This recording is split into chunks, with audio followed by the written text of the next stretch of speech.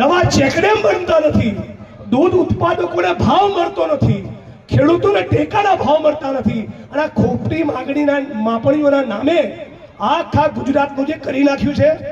તમે જાઓ માપણી વિભાગની કચેરીમાં, તમારા 5 એકર મારામાં, મારામાં 5 એકર તમારામાં આવી ગયા, અને આપણી જમીન હતી એટલી પાછી લેવી હોય તો 1.5-2 લાખનું 2.5 લાખનું બંડલ લઈને કચેરીમાં જવાનું. આ ધંધો છે કે નહીં?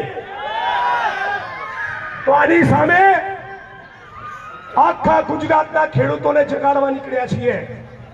આવતીકાલે દ્વારકામાં યાત્રાનું રેલીનું સમાપન થાય પછી નવા કાર્યક્રમની ઘોષણા કરવામાં આવશે, પણ આ લોકોને છોડવાના નથી. બધા યુવાનો તૈયાર છો?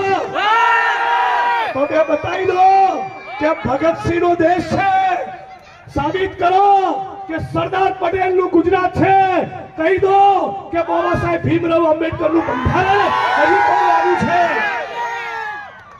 તો બાબા સાહેબ આંબેડકર, સરદાર વલ્લભભાઈ પટેલ અને શહીદ આઝમ ભગતસિંહને આંખ સામે રાખી આ સંઘ પરિવારના ભાજપ વાળા જે જન વિરોધી છે, જે મજદૂર વિરોધી છે, જે SC/ST OBC ના માઇનોરિટીના વિરોધી છે, અને જગતના તાત ખેડૂતોના વિરોધી છે, એમના તંબુ ઉખાડવાના સંકલ્પ સાથે મારી વાણીને વિરામ આપું છું.